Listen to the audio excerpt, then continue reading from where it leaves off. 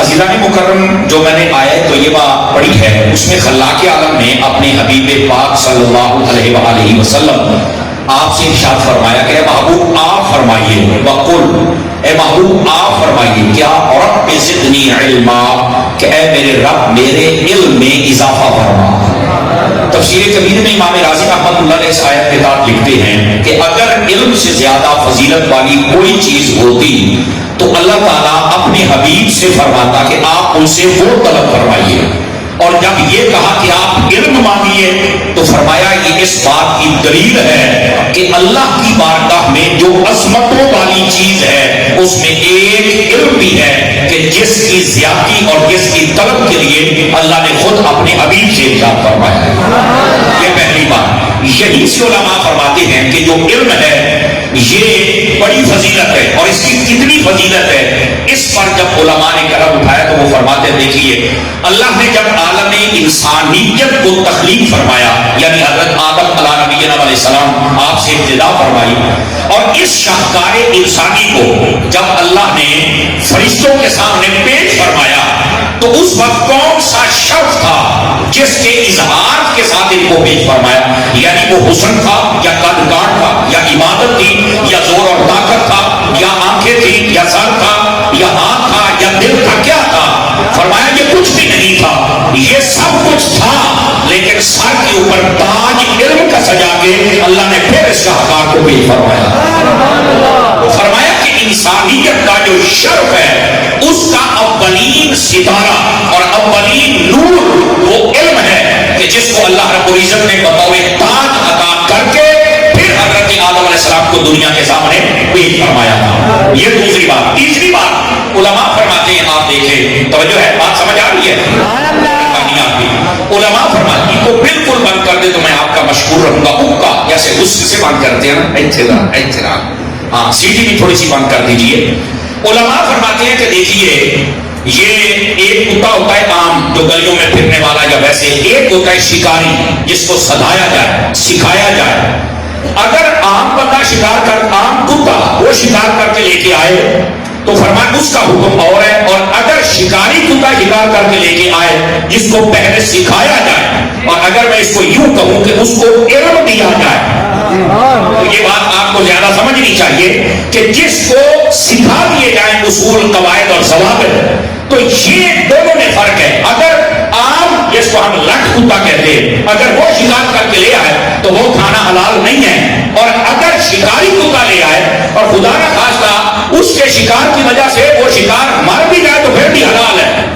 سمجھ آ رہی ہے نا جی؟ چونکہ اس کو جب چھوڑا جاتا ہے تو اس کے چھوڑنے پر بھی اس ترتیب ہوتی ہے کہ ہم اس کو چھوڑ رہے ہیں تو بسم اللہ پڑھ کے چھوڑنا ہے، اللہ کے نام پر چھوڑنا ہے، اور اس کو سکھایا جاتا ہے اور وہ شکار کر کے مالک کے لیے لے کے آتا ہے۔ تو علماء فرماتے ہیں آپ یہاں سے اندازہ لگائیں کہ یہ علم وہ چیز ہے کہ اگر کتوں کے درمیان بھی اگر دیکھا جائے کہ جس کو کچھ سکھا دیا جائے وہ نہ سیکھے روحوں سے افضل ہو جاتا ہے، تو کہا جب کتوں کے اندر یہ سیکھنے سکھانے والی بات آ جائے وہ دوسروں سے افضل ہو جاتا ہے، تو جب انسان سیکھیں گے تو اللہ ان کو کتنا مرتبہ عطا فرمائے گا۔ اور پھر اگلی بات توجہ طلب ہے، انسان نے جتنے علوم ہیں، یہ آج کل دنیا میں اتنے علوم ہیں بندہ ان کی لسٹ نہیں بنا سکتا، لیکن سب سے زیادہ جو فضیلت بیان ہوئی ہے اور جس کو سن کر آپ سبحان اللہ ماشاءاللہ کہتے ہیں وہ علم دین ہے، اور اس کے متعلقہ وہ قرآن کے علم ہوں، تفسیر کے علم ہوں، حدیث کے ہوں، اصول حدیث کے ہوں، فقہ کے ہوں، اصول فقہ کے ہوں، یا اس کے متعلقات جتنے بھی علم، بلکہ علماء نے یہاں تک لکھا وہ فرماتے ہیں ہر وہ دنیاوی علم جس سے دین کا فائدہ ہو جائے وہ سیکھنا بھی عبادت ہے۔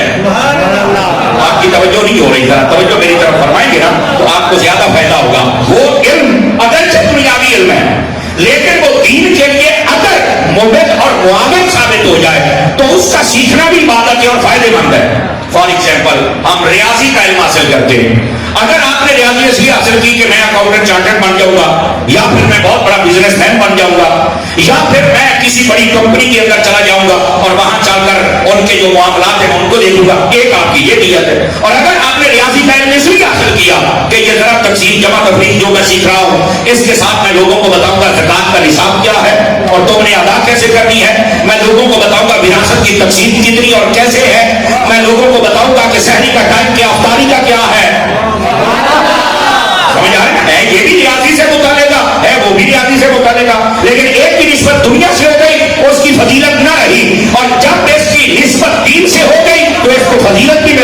बिगड़ गया।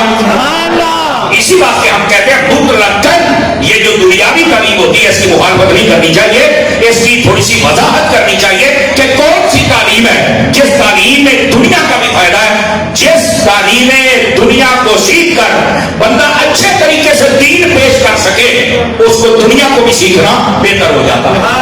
समझ आ रही? ये थी चौथी बात। अब आ जाइए पांचवी बात आपकी खिदमत में रखूं।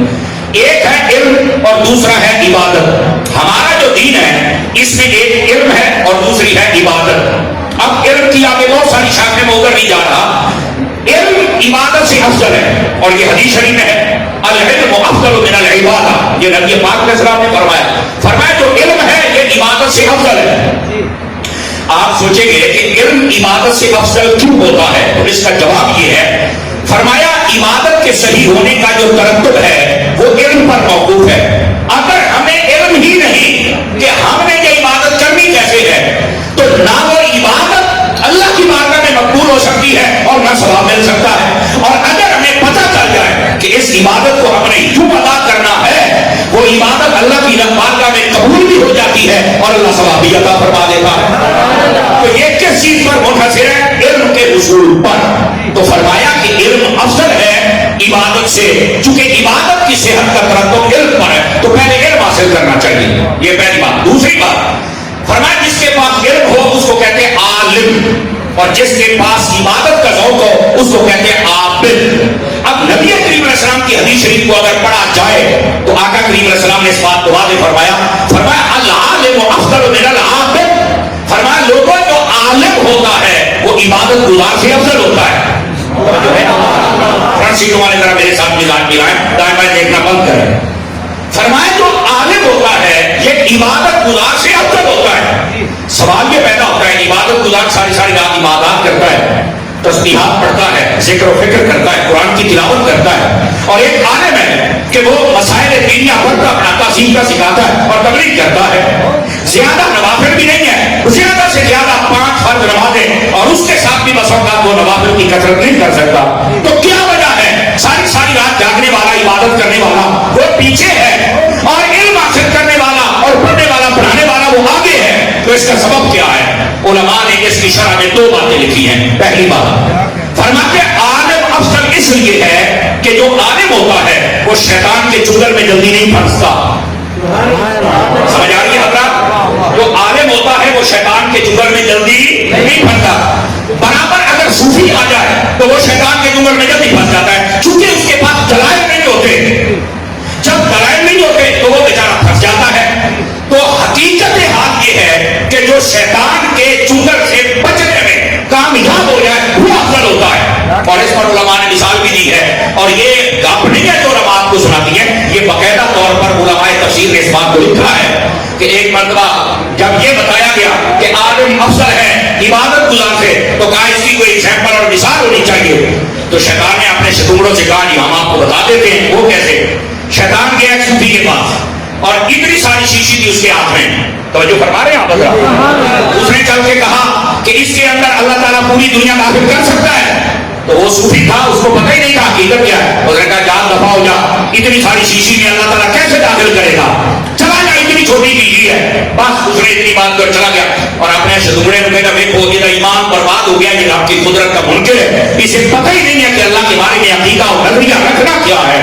देखो इसको पता भी नहीं, हालांकि ये सूफी इबादत गुजार और शब रोज़ादार बना हुआ है, लेकिन इसके बावजूद आज इसका हाथ देख लो कि ये ईमान से हाथ धो बैठा, इसे पता भी नहीं।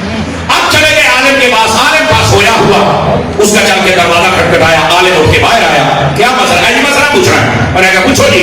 तो कहने लगे ये इतनी सारी शीशी है, इनके अल्लाह ताला पूरी दुनिया समा सकता है, वाड़ सकता है, जब आप कहने हैं उन्होंने आलिम ने अखा बड़िया थोड़िया जिहियां ते मार के कहना मैनू तो तुसीं शैतान लगदे हो, वो शीशी तो बहुत वड्डी है, सूई का नक्का भी होवे ते अल्लाह उथे दुनिया रख सकदा।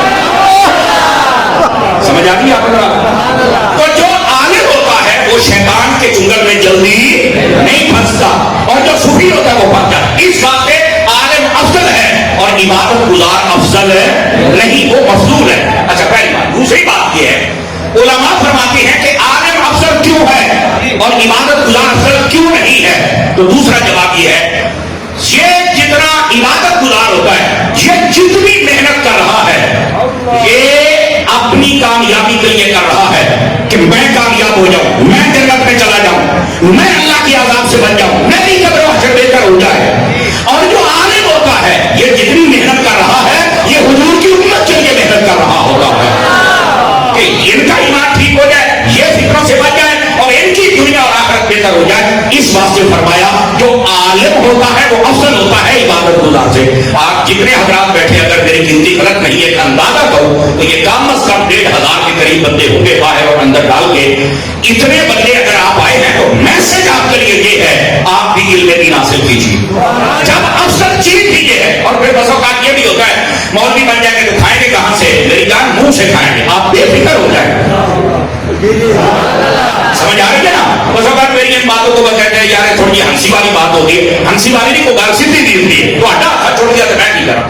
तो आलिम अपने मुंह से खाएगा। और दूसरी बात मैं ये जिम्मेदारी से बात कर रहा हूं आपके दुनियादार भूखे मर सकते हैं, जो सरकार के नौकर है वो कभी भूखे नहीं मर सकते।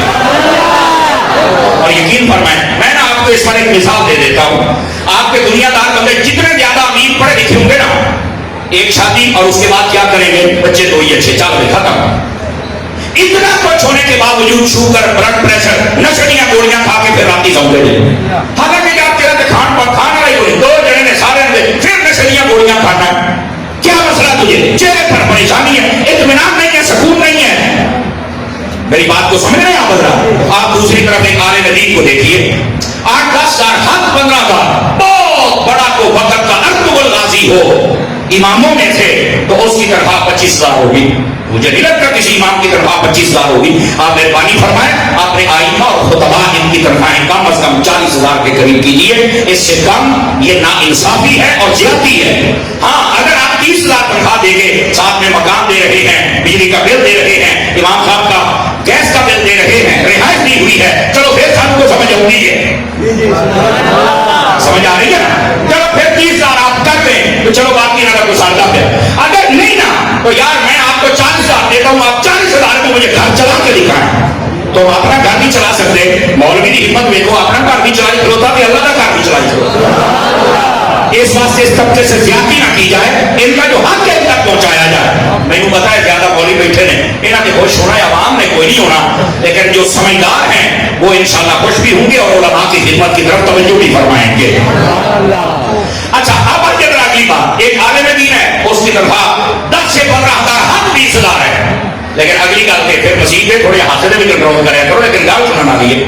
आलिम दीन होता है एक शादी भी होना, बसों का 2 शादियां भी होती है, एक भी हो, बच्चे आधी दर्जन या पौनी दर्जन, अमूमी तौर पर बच्चे इनके ज्यादा होते हैं।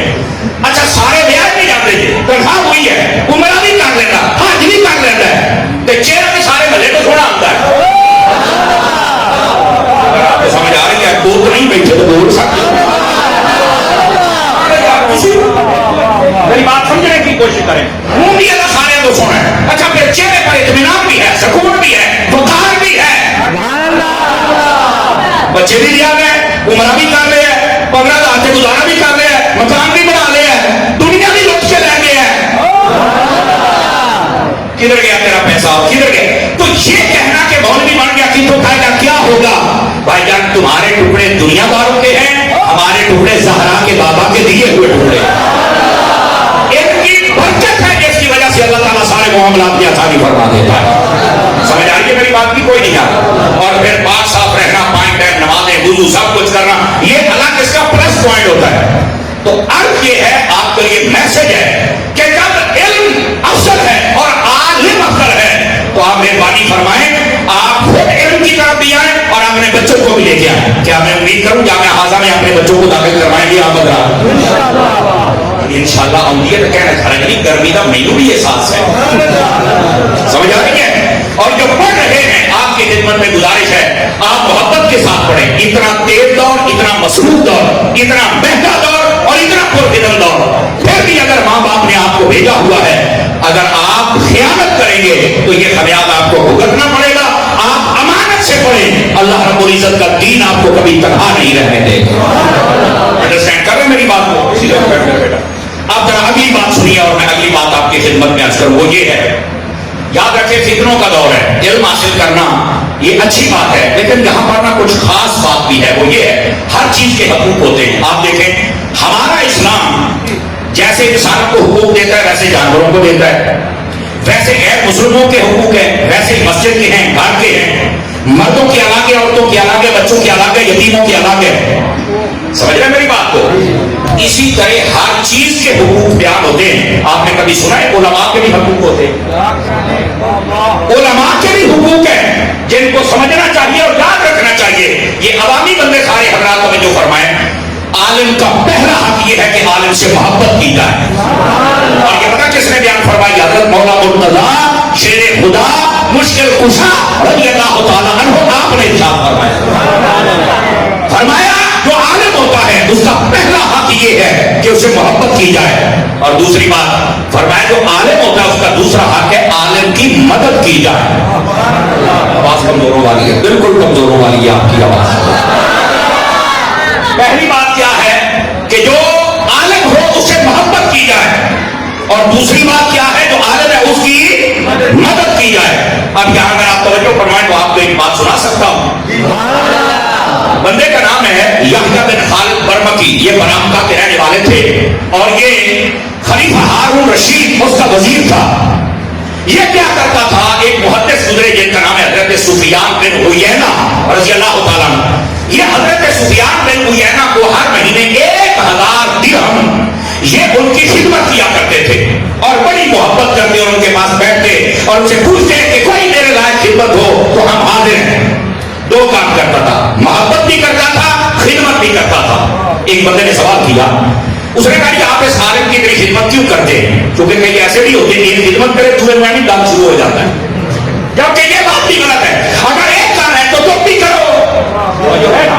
اچھا، یہ جو یحییٰ بن خالد تھے یہ 1000 روپیہ دیتے ہیں۔ ایک بندے نے سوال کر لیا کہ میں دیکھ رہا ہوں آپ ان کی خدمت بڑی کرتے ہیں۔ کہا بالکل میں خدمت کرتا ہوں، کیوں کرتے ہیں؟ اب اس کا جواب سنیے، اور جتنے لوگ آئے ہیں اس مدرسے کے لیے آپ بھی یہی جذبات لے کے جائیں، اور مفتی امین صاحب کے لیے یہی جذبات لے کے جائیں، جتنے یہاں علماء سب یہ جذبات لے کے جائیں۔ وہ کہتے ہیں یار میں تو دین نہیں سیکھ سکا، نہ میں سکھا سکا ہوں، یہ عالم ہے، یہ محدث ہے، میں ان کی خدمت اس لیے کرتا ہوں تاکہ ان کا گھر کا سرکل ان پیسوں سے چلتا رہے، اور یہ گھریلو ضروریات اور مصروفیات اور گھریلو ٹینشنوں سے پاک ہو کر یہ دین کا کام اچھے انداز میں کریں۔ کام از کام میں دین سیکھ اور سکھا نہیں سکا تو جو سکھا رہے ہیں ان کو سکھانے میں مدد تو کر سکتا ہوں۔ صرف یہ نیت تھی، کہتا نہیں میں نے ان کی مدد اس لیے کی ہے تاکہ ان کو گھریلو کوئی فکر نہ ہو، ان کا گھریلو نظام چلتا رہے اور یہ دین کی خدمت اور قرآن کی خدمت آسان انداز میں کرتے ہیں۔ میری نیت یہ ہے اور میری کوئی نیت نہیں ہے۔ اب تو یحییٰ بن خالد برمکی جب مر گیا تو کسی نے خواب میں دیکھا پتا تیرے ساتھ کیا ہوا؟ توجہ فرمائیے گا ذرا۔ اس نے کہا اللہ نے میری بخشش فرما دی۔ کہا کس بات پر؟ فرمایا جو میں عالم سے محبت بھی کرتا تھا اور خدمت بھی کرتا تھا، اس کے سلے میں اللہ نے میری بخشش مغفرت فرما دی۔ کیا میں امید کروں کہ ہم جتنے لوگ یہاں بیٹھے ہیں اس جامع ہادہ کی طرف بھی ہم توجہ کریں گے؟ اب دیکھو نا گندم کی کٹائی شروع ہے، یہ ضروری نہیں ہے کہ علامہ مفتی امین صاحب کا میں اقبال کو اپنا بچہ بھیجیں گے تو آپ کہیں گے کہ ٹھیک ہے گٹو لے آؤ تو پھر آدھا گٹو دے دیتا، نہیں، اسے پورا نکالنا کرے۔ وہ آپ کو حق کا ہوئی ہوگا اسوادی، فرمایا جس دن فصل اٹھاتے ہو نا اس دن اس کا حق ادا کیا کر۔ سمجھ آ رہی ہے؟ عشر ہے، 10واں حصہ ہے، 9 حصے آپ کے، 10واں اللہ کا، یہ دو، اور اس میں جتنی اجناس ہیں یہ سب کے لیے یہ حکم ہے۔ ہاں اس میں فرق یہ ہے پانی اگر خرید کر لگایا جائے تو پھر 20واں حصہ ہو جاتا ہے، اور اگر آپ کو سرکاری پانی ملتا ہے تو پھر 10واں حصہ ہوتا ہے۔ یہاں پر ہوتا ہے قاری صاحب یہ پھر باٹی کے کڑھائی کے گندم کے کھاد کے کاٹ کے تو پھر میں کہ نہیں پاک نہیں فرمائیے۔ میں آپ کو مسئلہ عرض کر رہا ہوں، یہ سب کچھ بیچ میں جتنی جنس نکلی ہے وہ سبزی کی صورت میں ہو، کپاس کی صورت میں ہو، گندم کی صورت میں ہو، یا پھر کوئی بھی فصل جیسے آپ نفع کھاتے ہیں تو جو ہے نا اس کا 10واں حصہ وہ آپ نے اللہ کی راہ میں خیرات کرنا ہوتا ہے۔ اور اگر سارے 10واں حصہ خیرات کرنے والی جائیں، یہ سڑکوں پہ پھرنے والے فقیر ختم ہو جائے، ہمارے معاشرے کے فقر ختم ہو جائے، اور یہ جو ہمارے معاشرے میں علم دین حاصل کرنے کے مراکز ہیں ان کی بھی ساری پریشانی ختم ہو جائے، یہ خود کفیل ہو جائے، اور آپ کے علاقے کے ذمہ داروں میں ہمیں معلومات ہیں، ایسے ایسے ذمہ دار ہیں، اگر ایک بندہ ذمہ داری لے لے تو سال بھر مدرسہ چلا سکتا ہے، ایسے ایسے ذمہ دار ہیں۔ تو کیا میں امید کروں حضرات توجہ فرمائیں گے؟ اب ظاہر سی بات ہے طلباء یہ تو زیادہ نہیں کہیں گے کہ زمینہ کوئی نہیں، لیکن جنہاں کی ہیں جو نیت ضرور کرے آئے۔ اور پھر بس اوقات یہ بھی ہوتا ہے، داڑھی ہوتے ہیں نا تو وہ کہتے ہیں جی اے کوئی بندہ ہے مفتی صاحب سے بندہ کر لو، میں کہتا ہوں بندہ ہے، آپ بندے ہیں تو میں کہا بندے کا پتر پڑھ پھر دان دے جا۔ کبھی آپ بھی یہاں اللہ کے مہمانوں کو کوئی پہنچا کے جائے نا، آپ بھی دیکھیں نا تو پھر آپ کو احساس ہوگا کہ دین سیکھنا کتنا مشکل ہے اور سکھانا کتنا مشکل ہے۔ اور اب جو فی زمانہ دور چل رہا ہے اس میں دین داروں کے خلاف کیسی لمبی زبانیں ہیں، اور یہ جو لنڈا دین پیش کرنے والے اور تم لوگوں کو دین سے باغی کرنے والے، یہ مرزا جرمی جیسے جاہل اور گاندھی جیسے اور یہ اس کے جتنے چمچے کچے ہیں وہ آپ کو دین اور دینداروں سے باغی کر رہے ہیں اور آپ کو ایسا چھپرے بے مہار کر رہے ہیں کہ آپ خود ہی اکلے کل ہیں۔ میرا بھائی دین کا جو نظام اور سٹرکچر ہے وہ علماء کے بغیر نہیں چل سکتا۔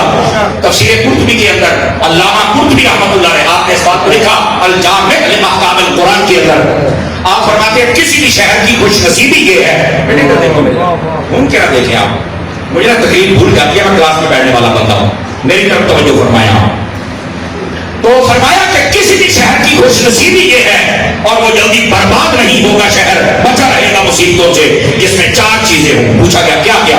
فرمایا پہلی بات کہ وہاں کا جو حکمران ہو وہ عدل و انصاف کرنے والا ہو، اس سے مراد شہر کا ڈی سی او بھی ہے، ڈی پی او بھی ہے، اس سے مراد شہر کا M N A M P A بھی ہے اور بڑا سردار بھی ہے۔ فرمایا یہ اگر عدل و انصاف کریں تو وہ شہر کبھی برباد ہو سکتا اور اگر یہ عدل و انصاف نہیں کریں گے تو شہر برباد ہو جائے گا، پہلی بات۔ دوسری بات فرمایا وہاں پر ایک عالم ہونا چاہیے جو خود بھی ہدایت والا ہو اور لوگوں کو ہر قسم کی ضلالت اور گمراہی اور بد نصیبی اور دیوانی اور گستاخی اور بے ادبی سے نکال کر نبی پاک کی غلامی میں لے کے آئے۔ جس شہر کو ایک عالم میسر ہوتا ہے، عالم ربانی، فرمایا وہ شہر بھی کبھی برباد نہیں ہوتا۔ دوسری بات۔ تیسری بات فرمایا جس شہر کے رہنے والے لوگ 2 باتوں کو پسند کریں کہ جب ان کے سامنے کوئی عالم تقریر کرے اور امر بالمعروف یعنی نیکی کا حکم دے تو وہ پسند کریں، برائی سے منع کرے تو وہ لوگ پسند کریں، تو فرمایا وہ شہر کے لوگ کبھی برباد نہیں ہوں گے، چونکہ یہ اپنی خواہشات کے مطابق نہیں چل رہے، یہ اللہ اس کے رسول کی چاہت کے مطابق چل رہے ہیں۔ اور اگر کوئی عالم تقریر کرتا ہے شراب سود بدکاری کے خلاف اور اگر کسی کو تکلیف ہوتی ہے، لکھ لو میری بات، وہ بندہ تو برباد ہوگا ہی ہوگا، وہ شہر بھی برباد ہو جائے گا۔ یہ تیسری بات۔ اور چوتھی بات فرمایا جس شہر کی عورتیں پاک پردہ رہیں، جہاد جاہل عورتوں کی طرح بے پردہ نہ ہوں، فرمایا وہ شہر بھی آباد رہتا ہے، اور اگر عورتیں بے پردہ ہو جائیں تو شہر بھی برباد ہو جائے گا۔ اب یہ 4 چیزیں ہیں، میں نے آئینہ دکھایا ہے، چہرہ ہم سب نے اپنا خود دیکھنا ہے۔ کیا میں امید کروں ان بات کی طرف توجہ کریں گے؟ سمجھ آ رہی ہے بڑی بات کی؟ اور اگر آپ فقیہ ابو الحسن سمرقندی کو پڑھ کے دیکھیں تو آپ نے لکھا اس بات کو، فرماتے ہیں جس شہر کے اندر ایک اچھا عالم ہو، اچھا ڈاکٹر ہو اور ایک لہر ہو، فرمایا وہ شہر بھی کبھی برباد نہیں ہوتا ہے۔ سبحان اللہ کہہ لو۔ یہ میں اس لیے بتا رہا ہوں جس نے جو لکھا ہے اس نے ایک عالم ربانی کا ذکر ضرور کیا ہے، تو آپ خود بھی عالم بنے اور علماء سے محبت بھی کریں، اور یہ عالم وہ ہوتا ہے جس کی وجہ سے شہر برباد نہیں ہوتا، شہر بچ جاتا ہے۔ بلکہ یہاں تک علماء نے لکھا ہے، فرمایا کہ قیامت جب آئے گی نا تو جہل عام ہو جائے گا، جہالت بے باکی یہ عام ہو جائے گی، اس وقت علم اٹھنا شروع ہو جائے گا۔ پوچھا کیسے؟ فرمایا جو علماء ہے وہ دنیا سے رخصت ہونا شروع ہو جائیں گے۔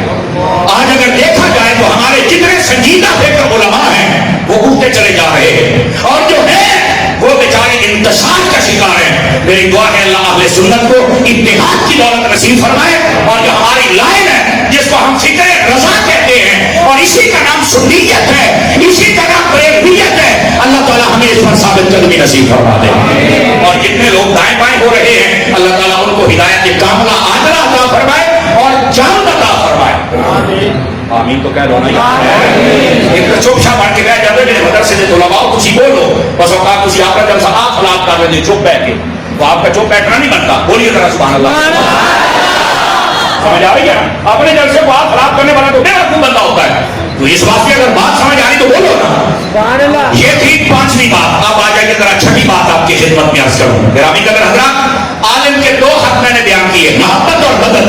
اب 3 حق اور بھی سنیے. ادھر دیکھیے میری طرف. ادب، احترام، اطاعت.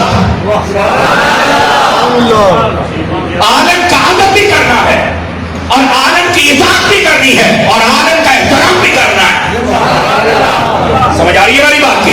علماء نے یہاں تک لکھا ہے، حضرت مولانا مرزا نے جب پوچھا کہ عالم کا احترام کیسے کیا جائے تو فرمایا عالم سے کبھی آگے نہ چلنا. عالم سے کبھی آگے نہ چلنا، پہلی بات. دوسری بات فرمایا مزید ان کے احترام میں کیا چیز شامل ہے؟ فرمایا جب لوگ ایسے بیٹھے ہوں، توجہ میری طرف فرمائیے، فرمایا سب کو عمومی سلام کیا جائے، عالم کو خاص سلام کیا جائے. وہ کیسے؟ فرمایا اس کے پاس آ کر مصافحہ کیا جائے. فرمایا یہ عالم کی اطاعت اور عالم کا احترام اور عالم کی عزت ہے. اور اس کے بعد فرمایا عالم کی اطاعت اور احترام اور عزت اور محبت میں کیا چیز ہے؟ فرمایا عالم کی کبھی غیبت نہ کی جائے. یہ جو آج علماء کے پاس بیٹھ کر تمہارے رنگ اور ہیں میرے اہل سنت کے جوانوں، اور جب تم یہاں سے چلے جاتے ہو تو تمہارے رنگ اور ہوتے ہیں اور چھوٹے چھوٹے کلپوں پر اپنے آپ کو تم بہکا رہے ہو. حالانکہ اہل سنت کے علماء مشائخ نے تمہیں ہر چیز دی ہے. وہ میں مانتا ہوں کہ بسا اوقات کئی ایسے پیر آ گئے جنہوں نے ہمیں شرمندہ کیا، کئی ایسے مولوی آ گئے جنہوں نے شرمندہ کیا، کئی ایسے ناخوان اور نقیب آ گئے جنہوں نے شرمندہ کیا. لیکن کیا تم راستہ حق نہیں جانتے ہو؟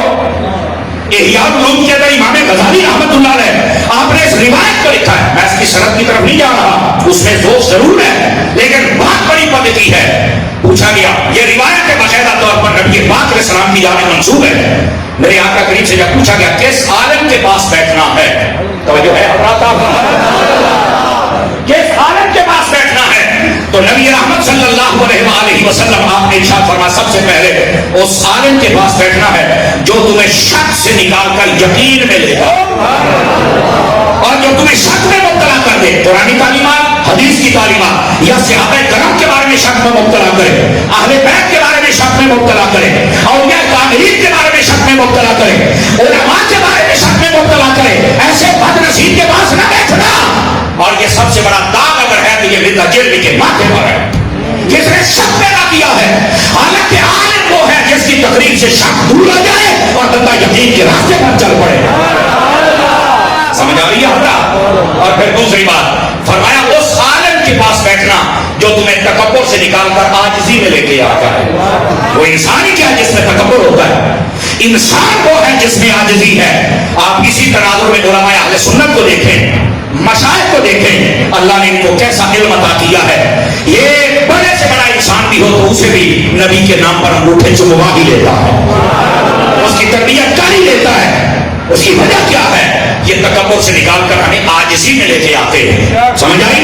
اور انسان کے اندر عاجزی ہونی بھی چاہیے. اور یہ عالم دوسرا عالم ہے جس کے پاس اس تناظر میں مرزا جلوی کو دیکھو، یہ رمن میں پاپی اب یہ کھانا باندھ میں آ کر چڑھیا ہے. لو جی دیکھو اللہ جب ذلیل کرتا ہے، رمضان شریف میں جتنے صحابی تھے سب اس کے پیچھے تھے اور کہتے تھے یہ بدتمیز ہے، یہ جاہل ہے، ساڈا استاد ہی کوئی نہیں. میں نے کہا بیٹا یہ قدرت کی طرف سے یہ انتظام ہوتا ہے.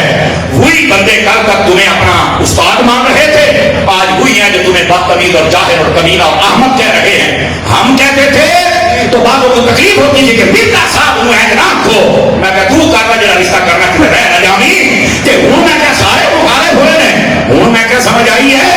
ہم جو بات کرتے ہیں نا وہ اپنا ذاتی مفاد نہیں ہوتا. ہم جب بھی بات کرتے ہیں یا دین کے لیے کرتے ہیں یا قرآن کے لیے کرتے ہیں. ہم بھی آپ کو یہی بتا رہے تھے کہ یہ جاہل ہے، احمق ہے، بدتمیز ہے، گستاخ ہے. بلکہ میرا جملہ غور سے سننا، جس کو سمجھ آئے بولے، جس کو نہ سمجھ آئے بجا منہ پلے رکھے. اپنی باتوں کے اعتبار سے یہ جیسے بک کرتا ہے، اپنی باتوں کے اعتبار سے یہ بندہ مسلمان بھی نہیں رہا ہے. یاد رکھیں گے بس یہ سمجھ آئے کوئی بولے دل نہیں آئے تو منہ پلے رکھے. یہ ہے ہماری حالت، یہ ہماری قوم کی حالت ہے. اپنی باتیں، اپنے کفریات، اپنے رقمیات اور اپنی مغلظات اور بدماشیات کی وجہ سے یہ بندہ دائرہ اسلام میں بھی نہیں رہا. ہم نہیں کہہ رہے، یہ خود ایسے کام کرتا ہے. سمجھ آ رہی ہے میری بات کی؟ اور پھر اب جب اسرائیل اور غزہ اس کا مسئلہ آیا तो इसने खुलकर इसराइल की हिमायत की और कहता है गजा वालों को यहां निकाल दिया जाए। हमने तो पहले कहा था कि ये कुफर का पौधा है। आप समझ आ गई कि इसराइल जिस पौधे को पानी लगाता है उसका नाम मिर्जा चरनी है, और गजा वाले वो कभी नहीं निकलेंगे। क्यों? मेरे नबी ने फरमाया है, फरमाया फलस्तीन और इस मस्जिद अक्सा की हिफाजत क़यामत तक के लिए मेरी उम्मत का क्यों करता रहे।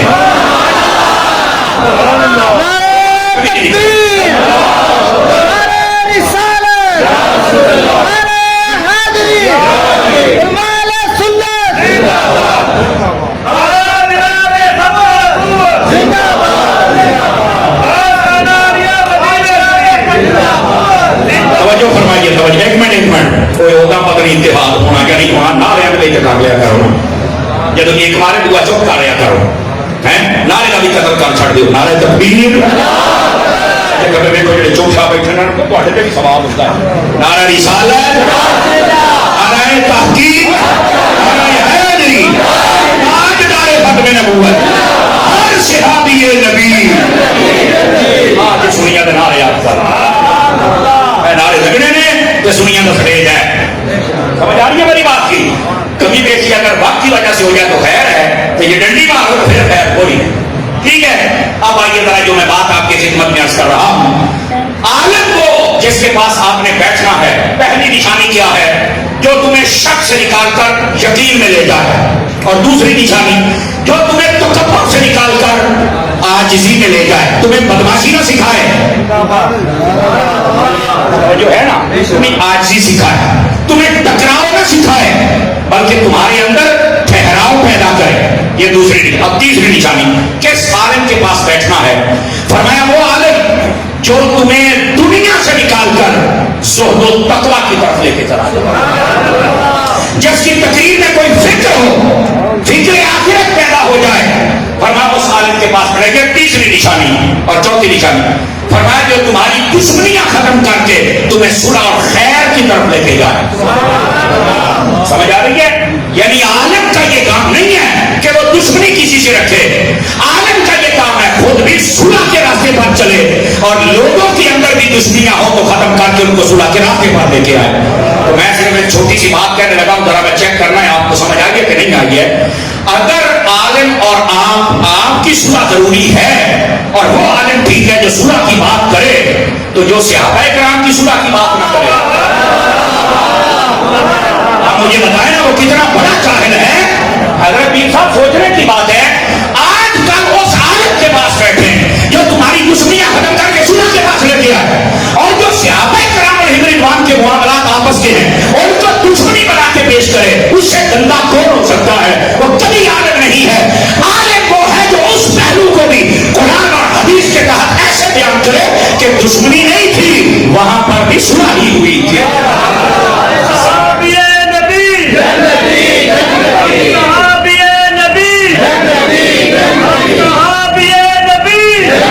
और सुनिए मेरे अजीज, ये है वो आलिम जिसके पास बैठना है। अब आप खुद देखें, बल्कि रिवायत में यहां तक है फरमाया अल-मर्उ अला दीन खलीलिही, फरमाया बंदा जो होता है ना वो अपने दोस्त के दीन पर होता है। अब आप दोस्त बना लेते हैं, कईयों ने बदमज़हब दोस्त बनाए हुए हैं। देखिए सुन्नियत के अलावा बदमज़हबियत है। ये पता है वो बोले ना जो नहीं पता उन्हें तो फिर उनको ये नहीं ना पता।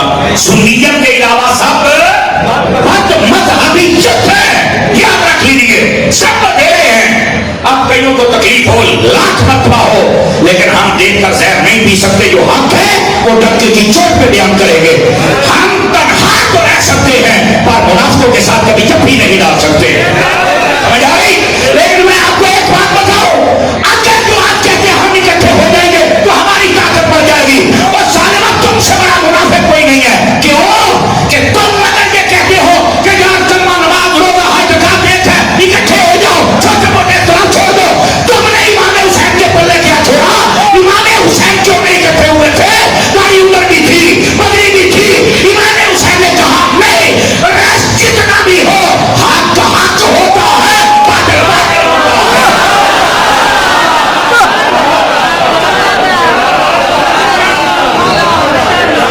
इसको समझ आई जरा सुभान अल्लाह फरमा दें।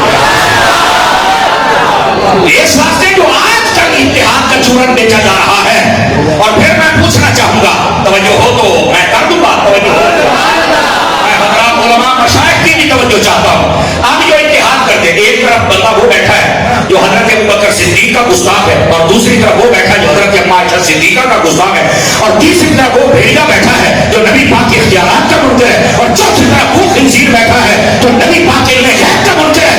ایسے کنجوسوں میں بیٹھ کر تم کیسے کہتے ہو کہ ہمارا اتحاد ہے؟ ہمارا اتحاد تھوڑا ہو سکتا ہے پر حلال و حرام اکٹھا نہیں ہو سکتا ہے. ہے نا, یہی باتیں ہماری چپتی ہیں, یہی باتیں ہماری چپتی ہیں, لیکن ہم زہر چڑھ کے نہیں دیکھ کے زہر کا پیالہ کوئی بندہ پی سکتا, ہم نہ پیئیں گے اور نہ عوام آپ کو پینے دیں گے. اور جو اس کڑے میں گرے گا آخری حد تک کوشش کریں گے, اگرچہ اس کا گریبان ہاتھ میں آ جائے تو ہم کھینچنے کی کوشش پوری کریں گے. اگرچہ وہ یہ کہے کہ پہلے میرے گریبان ہاتھ پایا, آپ مرنے کے بعد کر دوں نہیں. توجہ فرما رہے, غیرت والا بندہ بولے, غیرت والا, غیرت والے بھی چوکیوں بیٹھے ہوتے ہیں. اس واسطے اصل بات یہ ہے جس بات کو آپ نے سمجھنا ہے, اور یقین کرے فتنوں کا دور ہے, اس دور میں بڑے بڑے دانے ڈالے جا رہے ہیں. سمجھ آ رہی ہے میری بات کی؟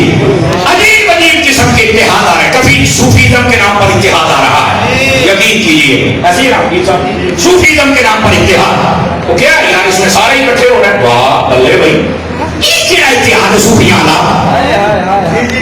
میں آج آپ کو ایک بات بتلاؤں, ادھر دیکھیں میری طرف.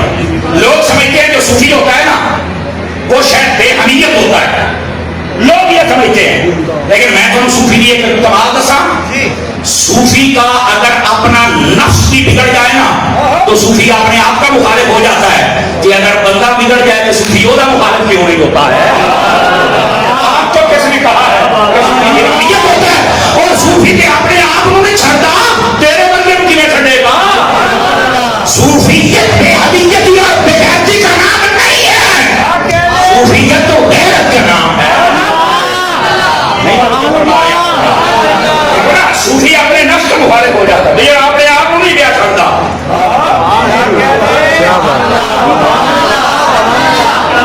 وہ اپنے آپ کو نہیں چھوڑا, تجھے کیسے چھوڑے گا. اس واسطے بھائی جان اپنے آپ کو سیٹ کرو. آپ نے صوفیاء کی ہسٹری پڑھی نہیں ہے, ہم فقیر ہوتے ہیں, آپ فقیر نہیں ہیں, آپ نے فقیری سیکھی ہی نہیں. آپ فقیری کبھی سیکھے داتا صاحب کی کشف المحجوب سے, کمزوروں والی ہے, غیرت مندوں والی ہے. آپ نے اگر صوفیت سیکھنی ہے تو اعلیٰ حضرت جیسا صوفی پڑھ کے دیکھو. اعتقاد الاحباب پڑھو, تمہیں پتہ چلے صوفی کس کو کہتے ہیں, عقیدہ کس کو کہتے ہیں, مذہب کیسے بیان کیا جاتا ہے. مہربانی فرمائیے اپنے آپ کو سمجھیے یار. تو یہ جو حلال و حرام اکٹھا کیا جا رہا ہے, ہم اس بات کے قائل نہیں. کسی واسطے میں کسی بھی نیشنل ٹی وی پر بھی نہیں بیٹھتا. بڑے بڑے لوگ آفر کرتے ہیں, آپ کو بولنا آتا ہے, آپ بول لیتے ہیں, آپ آگے آئے تو میں کہہ میں اپنے آپ کو مانگا اپنے سارے تھوڑا دیر میں پیار کر دیتے, اچھا پہ چک لیتے ہیں تو میں کیوں کھانا کھاؤ. ہاں یہ کیا بات ہے یار. دیکھو نا افضلیت صدیق اکبر کا مسئلہ بیان ہو رہا ہے. ایک تو وہ اتنے دور ہے, وہ کہتا ہمارے نزدیک تو صدیق اکبر کو مقام نہیں ہے, ہمارے نزدیک مولا نہیں بات. دوسرا کہتا نہیں حضرت ابوبکر صدیق ہے, اور تیسرا کہتا نہیں حضرت ابوبکر سب سے اگر 1 گھنٹے کے بعد اس قوم کو قبر شک میں مبتلا کیا ہے. میں کہہ کری فقیر نے سن 1 گھنٹے کے بعد اتنا ڈر اس بھی نہ بڑھ جائے. اسی بات سے علماء نے اس بات کو لکھا ہے. اب اس بات کا تیسرا پہلو عرض کر رہا ہوں میرے عزیز. فرمایا عالم ربانی کے پاس بیٹھو, عالم شیطانی کے پاس کبھی نہ بیٹھو. اب آپ کہیں گے اطاری صاحب علم اور عالم کے حقوق کی اچھی بات کر رہے ہیں, عالم ربانی کون ہوتا ہے, عالم شیطانی کون ہوتا ہے. اجازت ہو تو وضاحت کر دوں. اس میں میرے طبقے کے جتنے لوگ ہیں ان سب کو بھی توجہ کرنا ہوگی, تاکہ اگر میری بات غلط ہو تو میری اصلاح ہو جائے, اگر ٹھیک ہو تو مجھے دعا مل جائے. اور ہمارے اندر اگر کوئی کمی کوتاہی کمزوری ہے تو ہمیں بھی ٹھیک کرنی چاہیے. توجہ فرمائیں گے سارے حضرات. عالم ربانی وہ ہوتا ہے, سب سے پہلی بات لکھ لے, نوٹ کر لے میری بات, جس کی ساری تقریر ادب پر مشتمل ہوتی ہے.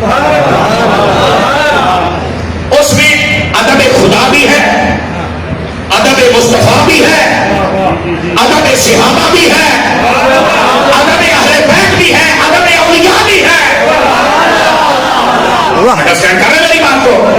عالم ربانی وہ ہوتا ہے جس کی تقریر، جس کی گفتگو تمہیں باادب بنا کے جائے، نبی کا، صحابہ کا، اہل بیت کا، ولیوں کا، قرآن کا، حدیث کا۔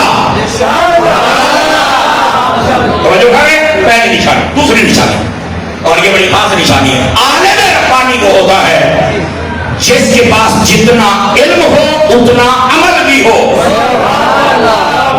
اور کی گل آ گئی، یہ دیتے نہ میرے طبقے نے بولنا ہے نہ تسی بول سکنا ہے۔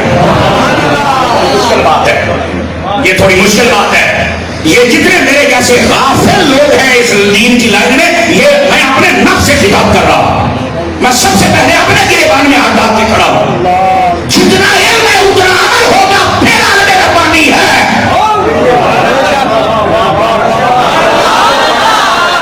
اس واسطے جتنے اس منصب پر ہیں ہم سب کو اپنے عمل کو بھی ٹھیک کرنا ہوگا اپنے علم کے مطابق۔ اس میں عقیدے کی درستی بھی ہے، عمل کی درستی بھی ہے۔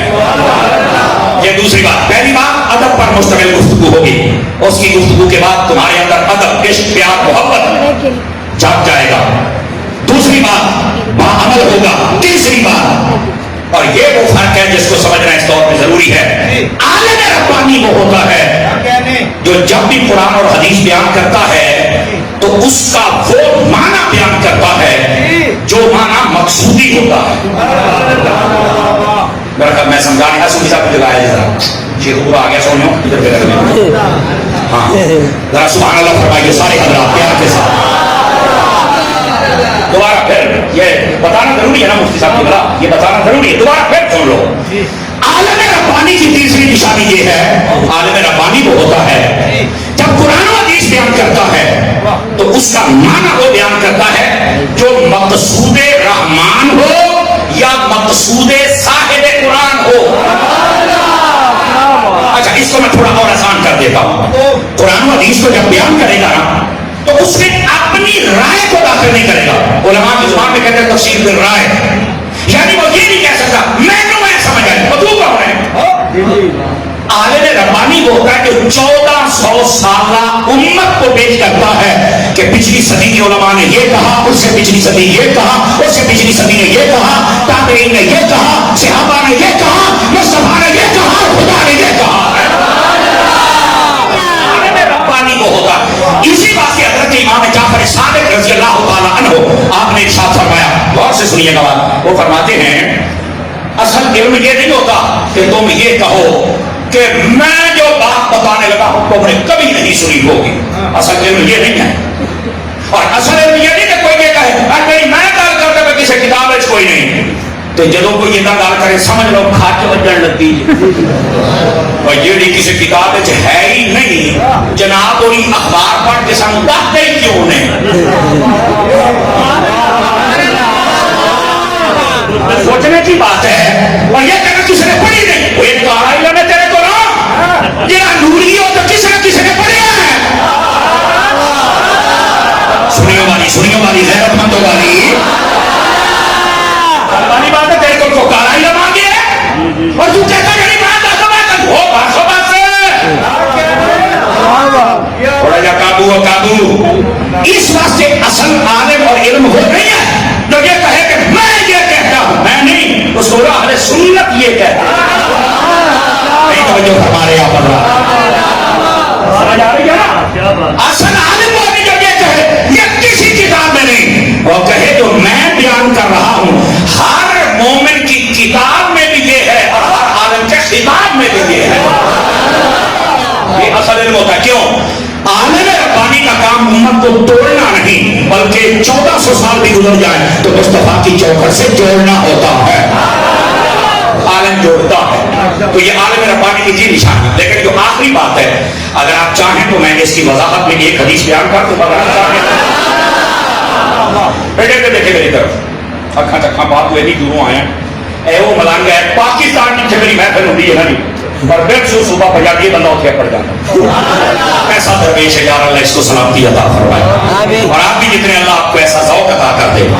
لیکن اگر آپ آ ہی جاتے ہیں تو میری جان تھوڑا سا ٹائم مجھے اور دے دے, میں انشاءاللہ آپ کی جان چھوڑ دوں گا. میں نے ویسے ارادہ کیا تھا کہ میں صرف 35 منٹ کے قریب آدھے گھنٹے تقریر کروں گا, لیکن میرے مخلص بلکہ اخلص بھائی علامہ پیر میاں مفتی تنویر احمد صاحب نقشبندی مجھے فرمانے لگے گھنٹے تو میرا سپیکر چھڑیا نا تیری خیر نہیں کہ مینوں یہ تو بھی ڈر ہے کہ جی تسی چپ بیٹھے ہو, میرا دل کرتا میں تہجد ہے تمہیں اتنے ہی بٹھا سمجھ آتی بھائی, کیونکہ ابھی میاں صاحب نے تقریر کرنی ہے, لیکن میں نے کوشش کی ہے کہ یار اگر آپ سال بعد جلسہ کرتے ہو ہم آتے ہیں تو کوئی پیغام ہونا چاہیے. ویسے بھی ہماری تقریر میں پیغام ہوتا ہے, کہتے ہیں نا فلاں بات سخت ہے فلاں سخت ہے, میں کہا تھوڑے جی 7 بجے تک نہ چیخے, یہ سر میں وجنی ہے انہیں چیخنا ہے, لیکن جہاں جی میں بلڈنگ چھٹ کر کے جانا وہ کہتے ہیں تھوڑا جا تھوڑا ہے, اس واسطے جب سٹا لگتی ہیں بچے تھی تک چیخنا ہے, لیکن اے سنی جنہوں نے عقیدے صحیح ہوتے پے نے یہاں سانو اور دعاواں دے دیا. لیکن سنیے جو میں بات کہہ رہا ہوں,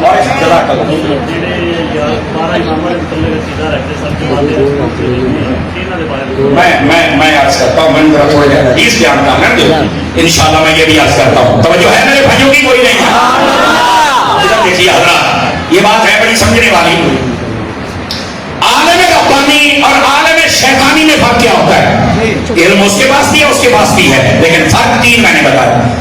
عالم ربانی کی باتوں سے ادب عشق اور محبت میں اضافہ ہوگا, عالم شیطانی کی باتیں سن کر آپ بے ادب گستاخ اور بے باک اور جری اور کمینے بندے بن جائیں گے.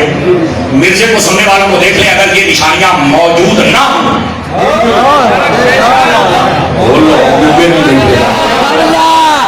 سمجھ آ رہی ہے آپ دیکھ. دوسری بات, جو عالم ربانی ہوتا ہے وہ باعمل ہوتا ہے, مرزا بکواس کرتا ہے, لیکن کبھی آپ کو آپ نے دیکھا ہوگا نہ تراویاں پڑھتا نہ کروں گا نہ نمازاں نہ جمعہ نہ کوئی مرکز. وہ تو کہنا سی میں تھوڑی دکانیں بند کرنی نے, سائیاں نے مرلا بھی نہیں پڑھن دیتا. سمجھ آ رہی ہے میری بات کی؟ میں آخر داتا صاحب بھی اگلا بم پھٹایا تے بابا فرید پاک بھی بم پھٹایا, یہ تو نا جی دھماکے ہوئے, پر آپ کی 2-2 ہزار بندہ ہوتا سی, سویرے 4-4 لاکھ بندہ فجر کی نماز پڑھ کے دستا سی اسی بم پھٹن لگ کے دربار نہیں چھڑ کے جانے.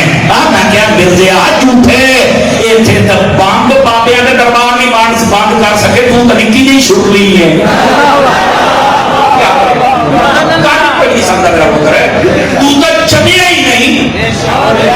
سمجھ آ رہی ہے نا؟ لیکن جو میں بات کر رہا ہوں عالم ربانی باعمل ہوتا ہے. اب مرزے کا ماننے والا کوئی بندہ ہو آپ مجھے بتائیں کہ وہ باعمل ہو, 5 وقت نمازی ہو, داڑھی پوری ہو, ماں باپ کا بادب ہو, صحابہ اور اہل بیت کا بادب ہو. ہاں جیسے کسائی کے پھٹے تلے بہن والا کتا ہر کتے نہ لڑتا ہے نا, اس طرح لڑنے والا وہ ضرور ہوگا. ہوں میں مثال کتے کی دینی میری تھی کہ بولوی کتا کہ ہوں میرے مثال تو دینی پہنی کیوں نہیں, مثال دینے میں تو حرج بھی نہیں ہے. تو جڑا صحابہ اور اہل بیت اور نبی پاک کی ذات پاک کو بعد اللہ کا پورا چھوکرا کہے, ایسے حرام زادے کے لیے ہم نرم جملے بولے, کوئی اور ڈھونڈے اپنا باپ جو اس کے لیے نرم جملے بولے. یہ عباس کا سمر ہے, یہ اینجی منڈ کے رکھے گا, یہ رب بڑے جدید نو نہیں سی چھڑیا, چھوٹا کیوں بچ جائے گا. ہمارے نام میں آخر تاثیر تو ہے نا, تاثیر کی برکت ہوتی ہے. اس بات سے بچے کوئی توقع نہ رکھے کہ میں اس کے لیے نرم جملے بولوں گا, میں تو رکھوں گا منڈ کے. ٹھیک ہے, صرف تو ناراض نہ ہونا, تو اندر وہ غیرت والا جذبہ آ جائے کہ تسی بھی اپنے عالم کے نال جڑیا کرو. دی وجہ پتہ کی ہے, ہم کرسی پہ بیٹھ کر جتنی غیرت کر جاتے ہیں, آپ کبھی مجمع میں بیٹھ کر اتنی غیرت کر جائیں نا تو شہر کی بد مذہبیت ویسے ہی تو ہو جائے. لیکن ہمیں تو 1500 مرتبہ کہنا پڑتا ہے سبحان اللہ کہو, سبحان اللہ کہو. یہ ہماری قوم کی حالت ہے. میں آپ کو سے مولوی مرنا نہ ہو جاتا ہے, حلال ہونا نہ ہو جاتا ہے, ساری قوم ہی دیکھتی ہے. سمجھ آ رہی میری بات کی؟ اگر اس پر بھی کوئی ناراض ہو جائے تو میں میرے پر خود آنے لینے میں نے نہیں لینے, لیکن میں آپ کی خیرت ضرور جگا کے جاؤں گا. جب آپ کا کوئی عالم غیرت والی بات کرے گا تو آپ کی سبحان اللہ کی آواز بھی اتنی غیرت والی ہونی چاہیے. اتنی غیرت تو اپنے اندر رکھے نا. ہم لوگ کامت کا اگر بول نہیں سکتے تو جو بول رہا ہے حمایت تو کرو نا. سمجھ آئی میری بات کی؟ آپ ذرا اگلی بات بھی سنیے گا. جو عالم ربانی ہوتا ہے, توجہ ہے, وہ قرآن کی کبھی مطلوب اور مقصود کو نہیں بدلتا. اب آگے میں ایک حدیث شریف سنا دیتا ہوں. اور اس کے بعد دیکھیں کہ ٹائم بچا تو آگے بات کریں گے, اگر ٹائم نہ ہوا تو پھر آپ کی جان چھوڑ دی جائے گی. توجہ میری طرف. نبی پاک علیہ السلام نے ارشاد فرمایا لا تجعلوا قبری عیدا وفی روایت لا تتخذوا قبری عیدا. فرمایا میری قبر کو عیدگاہ نہ بنانا. یہ نبی پاک کی حدیث ہے. اب جتنے مرزا جہلوی اور اس کی فکر کے باغی لوگ ہیں اور جتنے سلفی لوگ ہیں وہ سارے کے سارے اس کا معنی غلط بیان کرتے ہیں. آپ گوگل سرچر بیٹھے, آپ گوگل کو کھول کے دیکھیں. آج کل کئی گوگل بھی اپنا بابڑا کر دے نا. میں آپ کو صحیح کہہ رہا ہوں, حالانکہ دین گوگل سے نہیں آیا, دین کتابوں سے آیا ہے. سمجھ آ رہی ہے دین کہاں سے آیا ہے؟ کتاب دے, کتاب کے اندر کیا لکھا ہوا ہے. اور پھر دوسری بات, اگر گوگل ہی دیکھنا ہے تو کام از کم اپنے اندر اتنی صلاحیت پیدا کر کہ تجھے پتہ چلے بندہ قیامت کام کر رہا ہے. اب یہ جتنے سلفی لوگ ہیں انہوں نے جب ترجمہ کیا اس حدیث کا, وہ کہتے ہیں نبی پاک نے فرمایا میری قبر کو پر میلا نہ لگانا. اور میں نے کہا کسی میلے جمع آ گیا, ایک ہے لفظ میلا ہے ہی نہیں, یہاں تو لفظ عید ہے. تو میلے کا ترجمہ کی توقع کر, اتنا بڑا خیانت کرنا ہے, اتنا بڑا بدماش ہے, علمی خیانت کرتے ہو, امت مصطفیٰ میں تفرقے ڈالتے ہو. شرم آنی چاہیے بات. پہلی بات اس کا ترجمہ میلہ نہیں. دوسری بات یہ مرزا اینڈ کمپنی, انہوں نے جب دیکھا کہ میلے والے پر علماء نے پکڑ کی ہے تو انہوں نے نا لوگوں کے ذہن کے مطابق کوشش کی پکڑنے کی. کیا کہتے ہیں نبی پاک نے فرمایا میری قبر کو عیدگاہ نہ بنانا. جیسے عیدگاہ میں رش ہوتا ہے نا, رش تو نبی پاک نے فرمایا میری قبر پر رش نہیں لگانا. فکر وہ بھی یہی ہے اور فکر مرزے کی بھی یہی ہے کہ کسی طرح نبی کے دربار سے لوگ دور ہو جائیں. میں نے کہا جاہلو تم تو نصیحتی کہیں بولتے ہو. کہا وہ کیسے؟ تو میں نے کہا اللہ تو قرآن میں بھیج رہا ہے, یہ وہ کچھ ہے. تو میں نے کہا وَلَوْ أَنَّهُمْ إِذْ ظَلَمُوا أَنفُسَهُمْ جَاءُوكَ فَاسْتَغْفَرُوا اللَّهَ. اللہ فرماتا ہے, اب ترجمہ کر رہا ہوں, اے لوگوں جب تم اپنی جانوں پر ظلم کر لو تو میرے محبوب کے دربار میں آ جاؤ. اگر یہ تمہارے لیے شفاعت کر دیں گے تو اللہ تعالیٰ بھی بخشنے والا ہے. تم پاؤ گے کہ اللہ تعالیٰ تمہاری بخشش و مغفرت فرمانے والا ہے. اب سوچنے کی بات یہ ہے, اللہ تعالیٰ تو بھیج رہا ہے.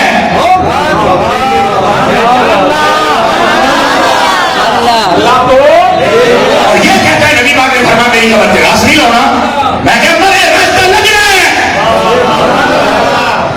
اچھا ابھی بھی اگر سمجھ نہیں آ میں ایک حدیث اور سناتا ہوں. اس کو کہتے ہیں الزامی جواب. بڑا موٹا مناظرہ رشید بن یاد ہے, درس نے مقبولی کی تھی, 3 سال پڑھایا بھی ہے. وہ تقریباً جو کہ رہ گیا بکری گال ہے, اور بھی کچھ 1 مہینے بیٹھ گئے تو انشاءاللہ فٹ ہو جائیں گے. سمجھ آ رہی ہے نا؟ الزامی جواب دوسرا سنیے, وہ یہ ہے اگر تم کہتے ہو کہ نبی پاک نے فرمایا میری قبر پر راس نہیں لگانا, تو پھر نبی کریم علیہ السلام نے یہ کیوں فرمایا تھا من زار قبری وجبت لہ شفاعتی, جس نے میری قبر کی زیارت کی اس پر میری شفاعت واجب ہے. اب جب کوئی جائے گا نہیں, زیارت کرے گا نہیں تو شفاعت کیسی ہوگی؟ تو یہ شفاعت کرنی ہے تو جانا پڑنا, تو یہ جانا تو پھر راس لگنا ہے. اگر یہ بھی سمجھ لیا تو اس سے بھی یہ اگلی بات کہتا ہوں. تیسری حدیث, نبی پاک نے فرمایا من حج فلم یضرنی فقد جفانی. فرمایا جس نے حج کیا اور بعد میں مجھے ملنے نہ آیا بے وفا ہے. آپ بتائیں فل کیپیسٹی حج 40 لاکھ بندے کا ہوتا ہے, 40 لاکھ بندے کا, جس نے عرب و عجم کے سارے افراد وہاں کے وزیر مزید سارے ڈالو تو 40 لاکھ بندے کا ہوتا ہے. چلو 40 لاکھ میں سے آپ 20 کو مائنس کر دیں, 20 لاکھ میں سے پھر 10 لاکھ کو مائنس کر دیں. سمجھو کہ یہ نہیں ہے, مثال دے رہا ہوں, ہوتا نہیں ایسا. آپ اس کو مائنس کر دیں, باقی 10 لاکھ بندہ مدینے چلا جائے, راستہ نہیں نہ لگنا.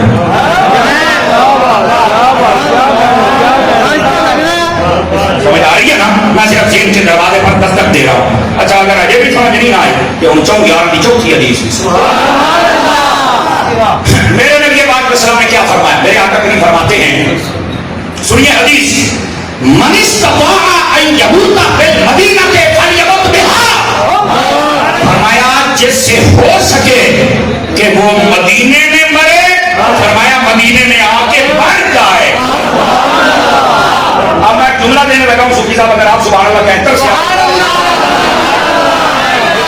मत से बैठा अगर नाराज ना होते तू कहना कि जिंदा होके रश नहीं लाना ते नबी फरमाते ने मरो भी इत्थे क्या मतलब है? हुजूर से पूछा गया क्यों यहाँ मरे? तो मेरे आका करीम ने फरमाया सबसे पहले हम मदीने वालों की शफाअत करके जन्नत में।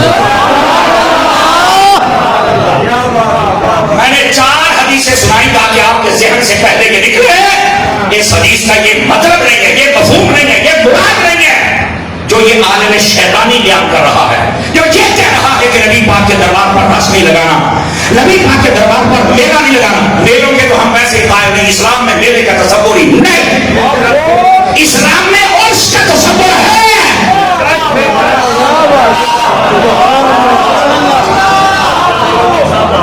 जी बिल्कुल आज इतने बैठने का भी लगता होना रही है। तवज्जो फरमाइएगा, हजरत पीर पीरा पीर मीरा इमाम लौलिया, समझ आई, इमाम उल अशफिया इमाम उल अतकिया हजरत ख्वाजा अमीरुद्दीन कोटली साहब रहमतुल्लाह अलैह, आपका उससे मुबारक भी आने वाला है अगले जुमातुल मुबारक।